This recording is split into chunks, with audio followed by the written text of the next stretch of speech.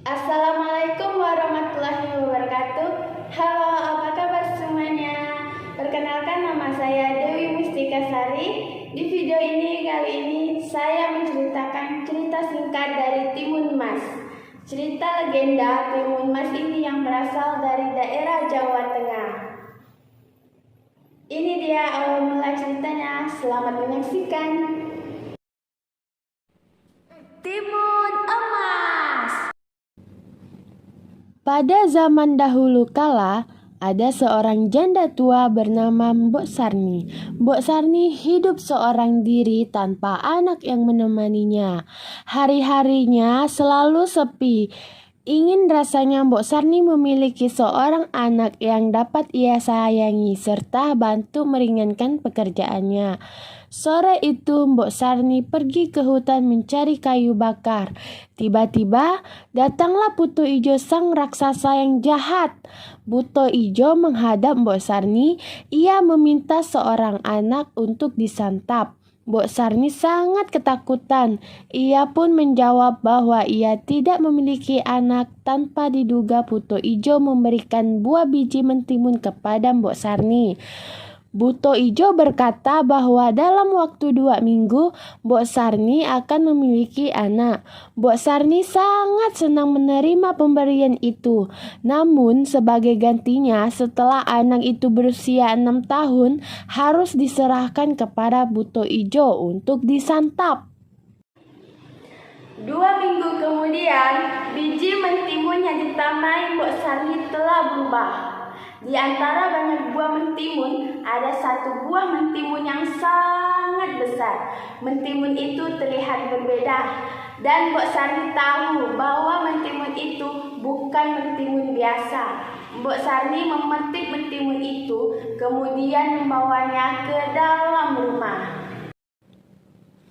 Mbok Sarni membelah timun itu dengan hati-hati. Betapa senangnya Mbok Sarni saat melihat isi mentimun itu bayi perempuan yang cantik. Mbok Sarni memberi nama bayi itu Timun Mas.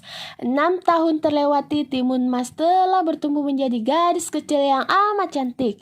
Tiba saatnya Mbok Sarni menepati janjinya kepada Buto Ijo. Saat Buto Ijo datang, Mbok Sarni meminta waktu sampai besok pagi. Mbok Sarni tidak sanggup menyerahkan anak kesayangannya. Malam harinya datang seorang petapa tua datang ke dalam mimpi Mbok Sarni. Petapa itu bilang Timun Mas harus lari dari rumah agar dia selamat untuk melawan Buto Ijo. Petapa itu menyarankan Timun Mas dibekali 4 senjata, yaitu biji timun, jarum, garam, dan terasi. Pada pagi hari tiba, Mbok Sarni selesai menyiapkan bekal untuk Timun Mas. Mbok Sarni memerintahkan Timun Mas untuk segera lari. Ia pun berpesan, jika Buto Ijo mengejar, lemparkan senjata itu satu persatu. Saat Buto Ijo sang raksasa itu datang, Timun Mas sudah tidak ada. Buto Ijo pun marah dan segera berlari mengejar Timun Mas. Timun Mas menggunakan senjata pertamanya, yaitu biji mentimun. Seketika Buto Ijo ditelan oleh hutan.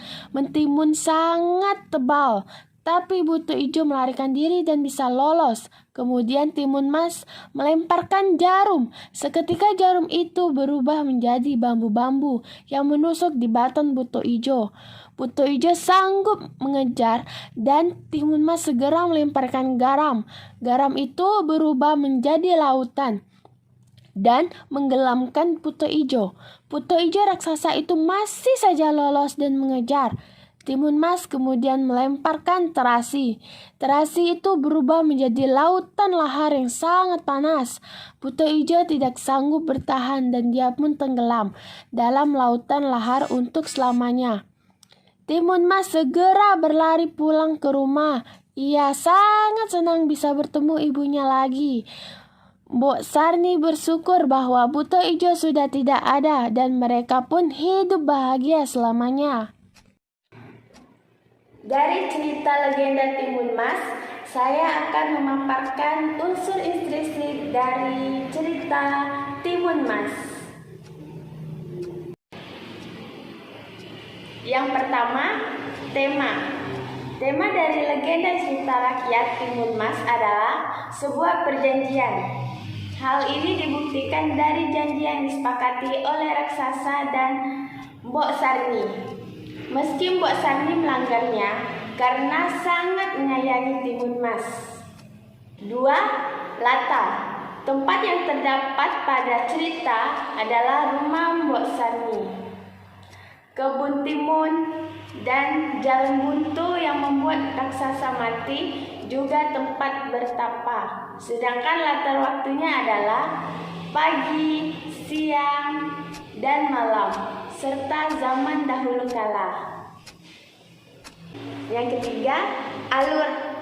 Alur yang terdapat pada cerita adalah alur maju, karena cerita rakyat Timun Mas tidak menceritakan masa lalunya secara detail. Selain itu, alur ini juga terdapat 3 bagian, yaitu pembukaan, konflik, dan pemecahan konfliknya di bagian akhir. Yang keempat, tokoh. Tokoh yang terdapat pada cerita rakyat Timun Mas yakni sosok yang pintar, cantik, baik, kuat, dan penyayang. Mbok Sarni yang pendiam, baik, rajin, pekerja keras, dan tangguh. Raksasa yang jahat, licik, serakah, dan tidak mau menolong orang kesusahan. Yang kelima, sudut pandang. Sudut pandang yang digunakan oleh cerita tersebut adalah orang ketiga. Karena cerita yang menceritakan orang lain ditandai dengan sebutan ia, mereka, dan panggilan nama. Jadi tidak ada sangkut pautnya dengan pengalaman pribadinya. Yang keenam, majas. Majas yang terdapat pada cerita adalah hiperbola dan personifikasi. Hiperbola bisa ditemukan pada bagian cerita yang melebih-lebihkan, sementara personifikasinya ada pada tanda alam menyetujui janji mereka. Yang terakhir, yang ketujuh, amanat. Amanat pesan moral. Pesan moral yang bisa diambil dari kisah Timun Mas adalah jangan melanggar janji dan jangan menjadi seorang yang serakah. Jika ingin menolong orang, jangan berharap untuk diberi balasan. Baik, hanya itu saja yang dapat saya sampaikan. Jika ada salah atau kekurangan di video ini, mohon dimaafkan. Wabillahi taufiq hidayah. Wassalamualaikum warahmatullahi wabarakatuh. Sampai jumpa.